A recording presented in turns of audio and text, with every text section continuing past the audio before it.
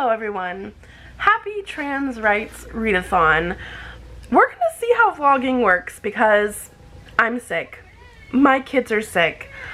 Technically we should be pretty much better.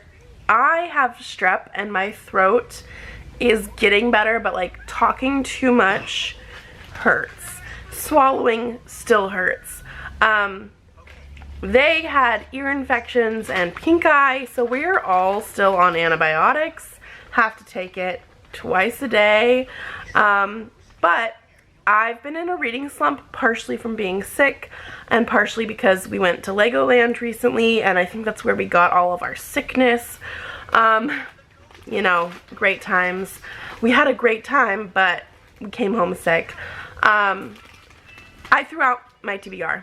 Just so we know, I completely threw it out, and I'm basically only going to be reading a bunch of different trans books and comics and graphic novels and things like that for the next, like, what, week? A little over a week now. So yeah, today is the first day. I have started with Fina, I think is what they said, because I'm listening to it on audiobook, by Nino Cipri, who is non-binary, and so far I'm about 37 or 38% in because of the fact that I took Presley to school and I listened to audiobooks on the way to taking him to school. And basically we have two characters who we are following that are ex-partners.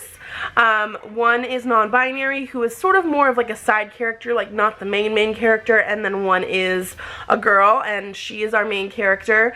And they both work at an IKEA-like store that happens to have wormholes in it, and an elderly woman goes missing in their store. They find out about the wormholes and now they have to like go find her with a Fina device.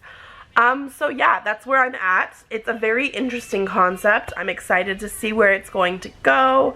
But yeah, I feel like I sound horrible. So we'll see how this vlogging thing works because I need to stop talking now.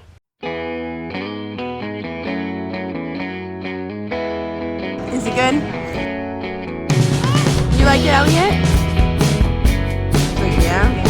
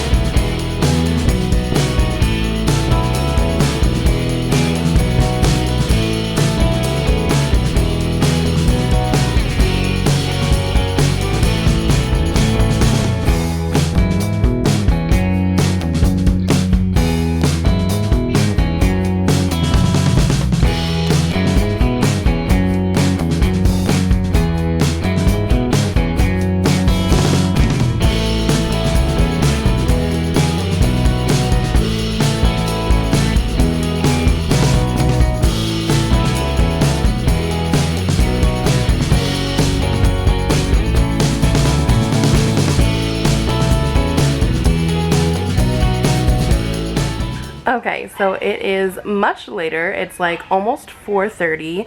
Elliot's had her nap. We went to the mall earlier because it's my sister's birthday coming up, and so I let the kids get something for her. I'm in the exact same spot that I talked to you guys in last, and Elliot's actually watching the exact same video that she was watching last time as well, in case you hear that in the background. But I have officially finished Fina by Nino Cipri.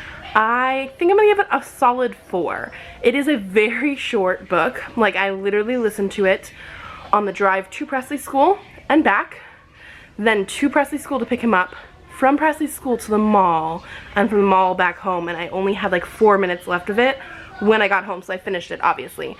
But I like the whole concept of the like different portals to different multiverses almost, and like the whole problem of like having to figure that out even though they're actually in an IKEA, and like that doesn't really, or an IKEA like store I should say, that doesn't really matter too much. It definitely ends on a little bit more of an open-ended thing, which is not my favorite, and I did wish for a little bit more from it because it is so interesting, but it just didn't, it's not a 5. Like, it's not a new favorite or anything, but I really did like it.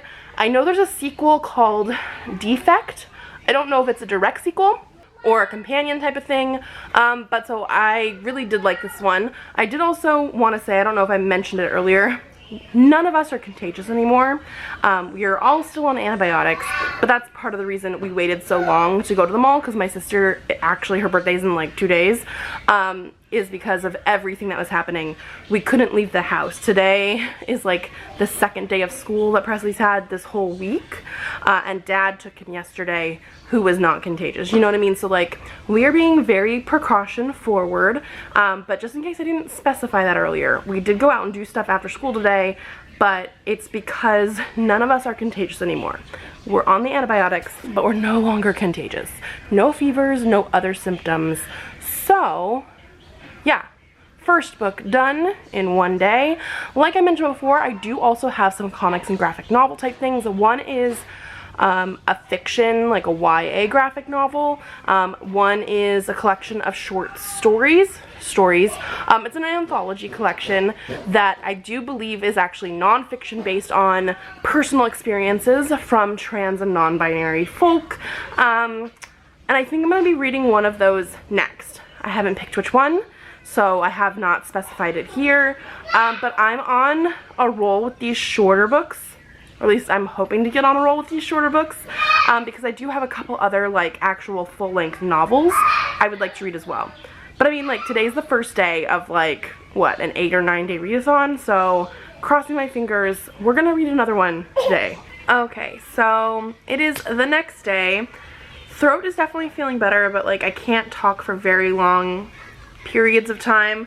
So we are just going to quickly run through the fact that I did also read a graphic novel last night. I read Cheer Up, Love and Pompoms by Crystal Fraser, and I gave it 5 stars. I wasn't fully expecting to give this one 5 stars going into it, because it's something that's been on my radar, but not like on my want to read list on Goodreads, because it's a YA cheerleading trans story, and it was just one of those things where I was like, I'm not really into YA very much anymore. I don't know, you know, how I'm gonna feel about it. Do I really like high school stuff anymore? Because like stories that are purely like set in high school, not so much. I absolutely love this one. I love the art style, first of all, but I loved the characters and the fact that we do have this sort of like found family and friendship, and like there is a queer relationship in here and like that kind of thing. I will say there is some transphobia throughout, because it is following 2 different girls. One is Annie, who is trying to do cheerleading as an extracurricular because she is not exactly a people person, and I really liked her as a character. But then we also have Beatrice, or BB, who is the trans character, and she's been trans for about a year. She ends up becoming like the cheerleading captain, and I really liked the relationship between them, and like the sort of like figuring out who you are and that kind of stuff, and like it was just so good. There was one panel, I guess it was like 2 panels put together, that I had to take a picture of, because I just absolutely loved it, and so I'll put it up here on the screen. But it says, "Oh, I couldn't say no. I don't want people to get upset with me." And they said, "I say no to people all the time and people love me." And they're like, "Annie, you're literally hanging out with me because everybody else hates you." And she said, "Well, I love me, and that's what's important." I just love that so much. So yeah, I gave this book 5 stars. It is now going to be Saturday. I definitely want to read more things.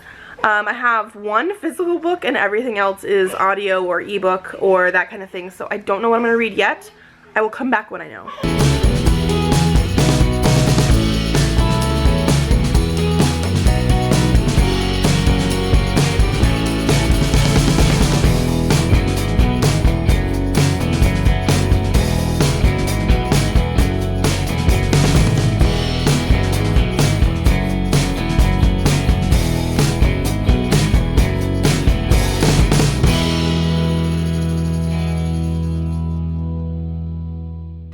Hello and happy Sunday. So I am gonna be trying to film today.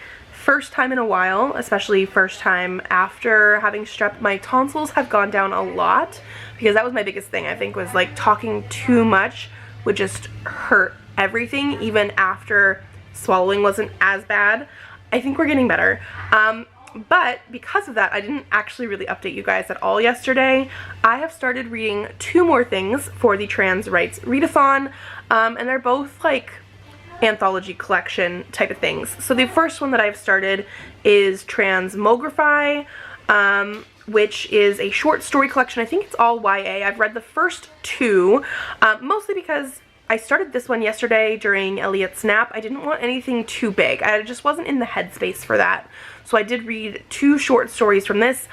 They were both 3 stars. So we'll see how this collection goes, because I'm hoping to read at least like 2 stories a day at least, because I skipped the first day. And I think there's like 14-ish short stories in here, so I need to like do 2 a day. So I'm going to try and read more of that today. And then I've also started reading The Outside, Trans and Non-Binary Stories, Comics. Trans and Non-Binary Comics. This one actually is non-fiction, an anthology collection with lots of different artists who are all either trans or non-binary, obviously. And I've read over half of this one. I read this one last night after the kids went to bed, because again, I didn't want anything too long, and I knew because they were both anthology collections, one is fiction, one is non-fiction, I was probably going to read them sort of concurrently, or like try and read some every single day.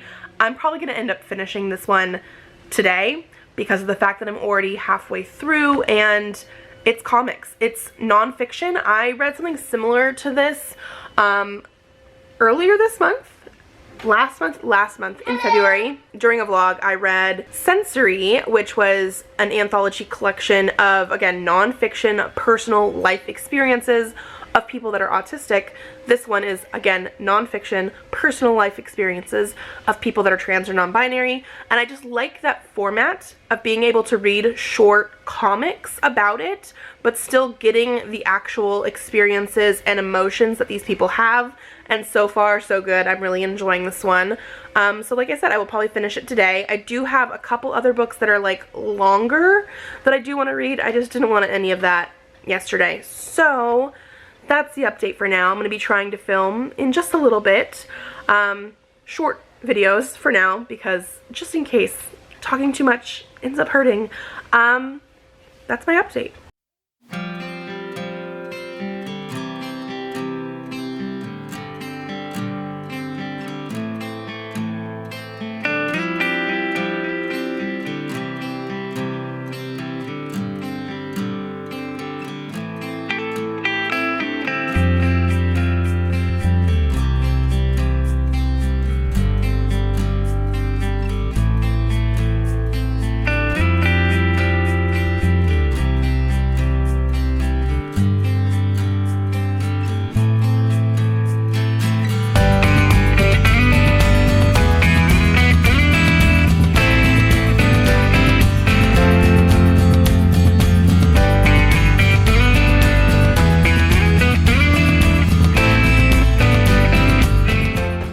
Okay, so I have finished The Outside, and I'm giving it 5 stars because, of course, 5 stars. 5 stars. It's nonfiction, it's personal stories, it really does everything that you would expect it to. Also, Elliot's back here dumping out crayons everywhere.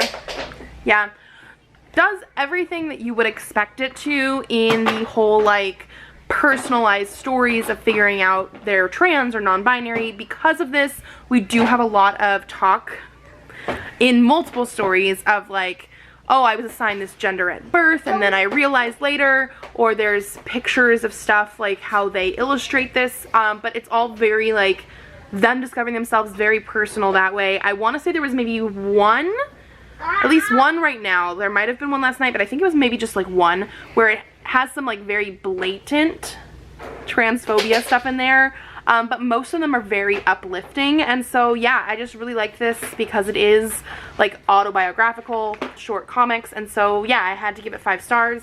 The kids have been coloring, as you can tell here. And Presley, did you want to show? Yes. Presley made a picture of the solar system, which is really cool. Love it.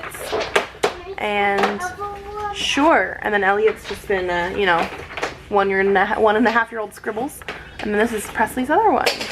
Very nice. It's the sun. Okay, Elliot's gone. Bye. Hello everyone, it is Monday. It's actually after 4 p.m. because Presley had school this morning. I went and took him. Elliot came with me. We did some stuff around the house, went and picked him back up, had lunch, she had a nap. They're now awake in the fort. We have like a blanket fort on the couch right now. So this is the first time I feel like I've had downtime to talk to you. So as of yesterday, I had updated you on finishing the Outside comic stuff. And then I think I also showed you a clip that I was actually playing a video game. This is something that I've been trying to incorporate a little bit more on my channel. Stuff is going to be coming up next month of like updates on things that I'm playing as well as reading. And one thing that I have been playing this month was Tell Me Why. The creators of this game are the same people that did like Life is Strange, that kind of stuff. I think it's like Don't Nod Entertainment is like the name of the group that did it. And the reason I wanted to mention this is I played the first 2 out of 3 chapters before we went to Legoland and stuff, but I only started playing it in March. I've owned it for a little while, and I have a backlog of stuff just because sometimes reading is easier than playing games, which is perfectly fine, but it's something that I also love doing, so I want to do it, and so it's something that I picked up earlier this month. Absolutely have really been enjoying it, but I still had the last chapter left, and it's something that I decided to do during this readathon because of the fact that our main character in this game, there's technically I guess 2 of them, they're twins, but one of them is a trans man, and it is a huge part of that character and their identity and the stuff that goes on while they're like trying to figure out selling their childhood home and stuff like that. It is a little bit dark and mysterious and slightly magical because of the fact that, like, if you've ever played a Life is Strange game, you should know a lot of the characters in these type of games have some sort of power, and because they're twins, they have like the ability to talk to each other without other people hearing, like they can do it in their heads, and they have this like memory system that comes up, so it's very light fantasy in there, along with these sort of more mysterious darker elements, which again, I absolutely love this one. 5 out of 5 stars for this game, but I wanted to finish it for sure this month, and it just so happened to coincide with the readathon. But I also wanted to mention it here because of the fact that one of the main characters in it is trans, and it is a very big part of their story, and yeah, I just absolutely love this one. A lot of people, I think, need to pick this up, especially if you're a fan of Life is Strange in general. Life is Strange games have lots of LGBTQ characters and elements and romance options and that kind of stuff in them. So very pro LGBTQ, and this is the first major game I think I've ever played with like a specific like main trans character, and I just absolutely loved it. So I had to mention that. That's what I did last night. That's what I finished yesterday. So now today for Monday, I did start a new audiobook because it's Monday and Presley goes to school, and I do listen to audiobooks in the car quite a lot, taking him to and from school nowadays. So I started Felix Ever After by Kaysen Calendar. I'm over 20% in. I think I'm like barely 20%, like 21% maybe into this book. I'm struggling. My biggest issue with this is it's set in high school. It is very high school focused, and I've just realized this is something recently that I'm just not really into. It is an arts high school. It is a little bit different that way, but we're having a lot of high school drama, but also paired with an almost sort of outing of Felix, even though people know he's trans. We've had somebody like basically dead name him at school, and so I am a little bit curious of where this is going to go, especially since so many people love this book. But the writing style, the way the dialogue and stuff is actually going, and the fact that we're very heavily focused in a high school setting is putting me off a little bit. It also could be that I'm doing this as an audiobook and the narrator is not my favorite. It's not bad necessarily, but sometimes it just drives with me and sometimes it doesn't. But like I said, I do still want to continue with this one. I think part of it is just like the high school thing. I'm just not really into those stories, even ones that people love for the representation that's in it. Like, we have some great representation in it, but the actual story being set in high school right now, especially with the fact that like he's with his dad, like his mom is apparently not part of the family. His dad is potentially not very supportive of him, has a hard time calling him by his name, which is Felix, and they haven't ever like put the dead name on page, but like that's a thing. And so because of that, he's 17 and also sort of living with his best friend instead of his dad. I'm just, the vibes not quite there yet. Okay, so today is Tuesday. Elliot is at school and we're gonna be going to pick her up soon. It's actually already past 2:30, so Presley's already been to school and we went to Costco to get some groceries and things, and we are back home. And I'm glad I pushed through Felix Ever After. I am now like 60% of the way through. It still has issues for me personally with the whole like high school setting and the fact that this started out with, like, there is transphobia and stuff throughout this, but then also our main character of Felix wants to do like a revenge plot, and I knew he was going about it for the wrong reasons, but I'm now curious to see where this is going to go after, because I have thoughts of like who did what, that kind of thing. So while I still have some issues with this and it's not going to be like a new 5-star favorite, I am glad that I decided not to DNF, so I'm hoping you guys are not mad at me about that, because I am still reading it.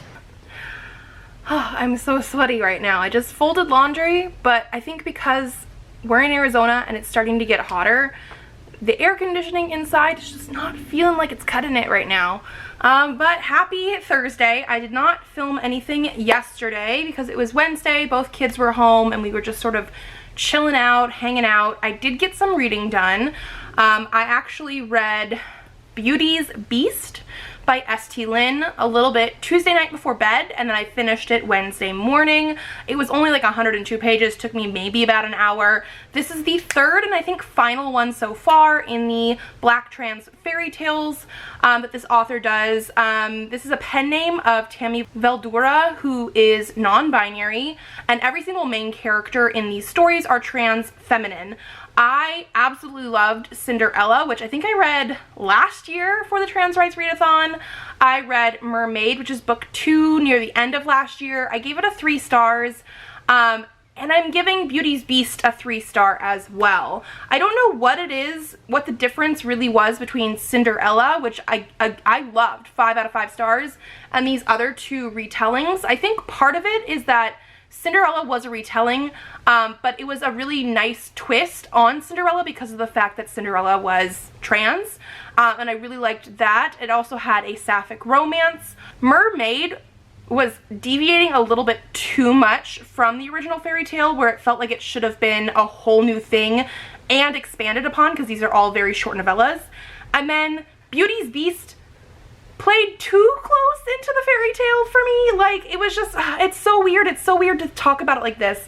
But again, it's 100 pages. I really wished for more expansion in the world and the characters. And the reason why I'm saying it's too close is it's too close to the Disney fairy tale for me, because they're talking about Lumiere and the wardrobe is like the same name, and they are always singing, and like at one point Belle and her father go in to eat and they're singing. They don't have any like actual song on page, but like the implication is that they're doing like Be Our Guest and stuff, and I'm just like, it's way too close to that fairy tale for me. We did have some deviation in the fact that Belle is a trans woman and Gaston is really going after her. Slightly different than the original story, and our beast is non-binary and a very, very different sort of beast. Like, it's not just like a lion bear sort of creature. Like, we have a very cool thing that way. Like, I was really wishing for more development, because the things that deviated from the original Disney fairy tale were really, really good, but I wanted more from him. And then a lot of other things were just too close. Also, we had some conflict in here that wrapped up way too quickly with some of the side characters. Like, everything was just 100% forgiven way too quickly. And I know it's because it's only 100 pages, but I had high expectations, again, because I love Cinderella. But for me personally, both Mermaid that I read last year and Beauty's Beast now are just like 3-star reads. Like things, there are some good things, there are some bad things. I'm more indifferent to them because of the fact that it could have been so good. I also started, I think my actual book is somewhere else right now, but I have the dust jacket, the Sunbearer Trials yesterday. I actually started reading this during Elliot's nap time, and I read some more before bed. I think I'm 70 something pages into this one, and so far really enjoying it. So this is an Aiden Thomas book. Obviously our author and main character here are going to be trans, and I like the fact that this is a Latinx inspired fantasy world. I don't I'm not 100% fluent in Spanish, but I'm enough because I took some classes in high school that I do like the different titles and names of the like gods and the dioceses that we have in here because they are in Spanish. I'm really liking the development of the world so far. This is going to have a trial aspect, which I usually love in books, and we've gotten to the very beginning of like they're going to be starting that. Like we've just gotten through the introduction so far. So I'm not too far in where I can explain a ton of stuff or give you a ton of feelings, but I have high hopes for this one because I absolutely loved Cemetery Boys, even though I didn't like his Peter Pan retelling as much, and I think that was because it wasn't as magical for me, whereas this is going to be like a very sort of fantasy sort of based world. So I'm very excited to do this one. And then I have been listening to more of Felix Ever After today because this is my audiobook.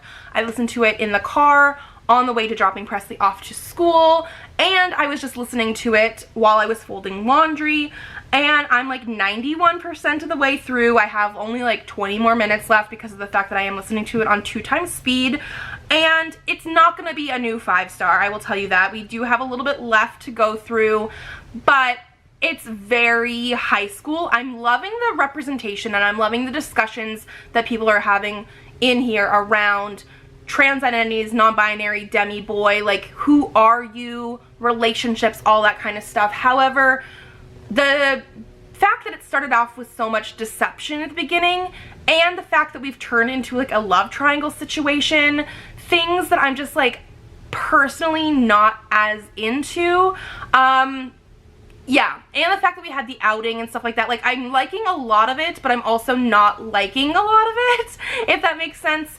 The way that the story is written, like the dialogue and stuff, is not my favorite, and so I am glad that I pushed through. I'm 100% going to finish it, but right now it's feeling like maybe a 3.5 or a low 4, just depending on how everything really wraps up at the end. So yeah, I'm glad I pushed through.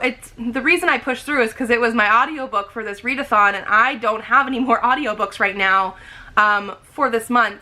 So I knew it was something that I could very easily do while I'm out and about, and I'm glad I'm pushing through it because it's not as bad as like when I first started. It was very jarring to start with, and it is still quite a bit more high school than I would like, but I'm glad I'm pushing through. We're going to finish that one today.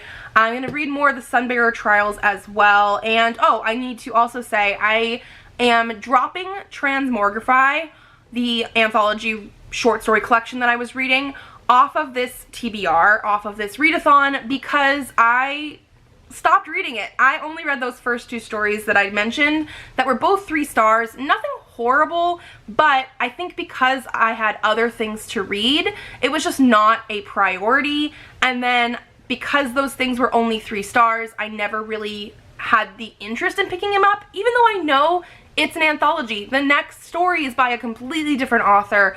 It is one that I want to try and read eventually, but for right now, I am dropping that off the list. So we're basically just trying to finish Felix Ever After and the Sunbearer Trials today and tomorrow. Okay, so I did finish Felix Ever After. I'm going with a low 4-star because of everything that I already said, and the only other thing that I really wanted to mention is that there's a ton of drinking of alcohol in this by kids that are 17. I don't, again, know exactly how and why all of these kids are getting so much alcohol, but that was another thing that kept bugging me that I just kept forgetting to tell you guys about. Oh, also, tons of Harry Potter references. Just keep that in mind. It did come out in 2020, so it was written and published basically like before everything happened, but there's a ton of Harry Potter references. a ton of underage drinking, and it was also just very high school. I really appreciated the actual like representation and that kind of stuff, but I'm going with a low 4.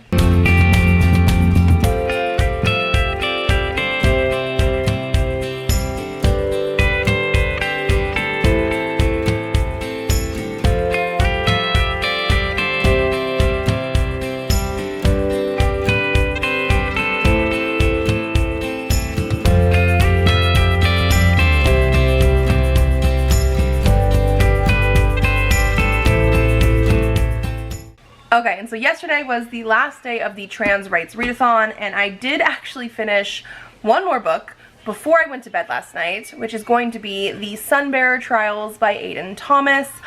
I absolutely loved it. I gave it 5 out of 5 stars. This has the Latinx fantasy sort of stuff, but in a way that, at least for me, was very accessible, because like nothing was necessarily explained to you when they include the different like Spanish words and stuff, but it's things that like I knew or could get from context clues, so I absolutely love that. And then this also has a magical competition aspect, which is one of my favorite things.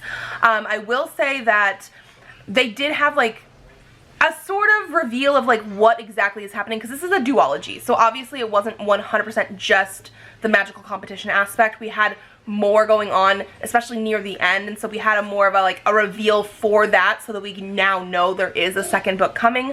And I started to see the foreshadowing of that about halfway through. Like, it took me a little while to understand, but I really liked the fact that I was able to piece most of that together before the actual like reveal happened, because I knew it was going to be a duology, but I wasn't entirely sure at the very beginning like how we were going to get from only having one book to having 2 books. But I really liked the way it was done. I really love the characters. I do have some questions related to the sort of reveal and the ending and stuff, but I'm sure we're going to get that in book 2. And it took me a while to read this, but at the same time I'm not mad about it, because book 2 doesn't come out until September, and like the ending of this is definitely like, oh my gosh, I need book 2. And then this was actually part of my 12 in 12, which was like 12 books, 12 friends. It was recommended to me by Kirsty from K-Beth Bookish. And yeah, I gave it 5 stars, so thank you so much for that recommendation. This was the last book I read for the Trans Rights Readathon. I feel like I read quite a bit during this like week. I think it was like an 8-day readathon, and so I am overly happy with what I was able to fit in. I do read trans and non-binary authors throughout the year, which is sort of encouraged actually as well, not just reading it during this week, but it was really fun to just sort of like focus on those authors and those type of stories during the readathon. So that I think is going to be it from me today. If you like this video, give it a thumbs up to let me know. Subscribe to this channel if you'd like to see more videos. I do have videos coming out Tuesdays, Thursdays, and sometimes Saturdays. So I will see you then. Bye.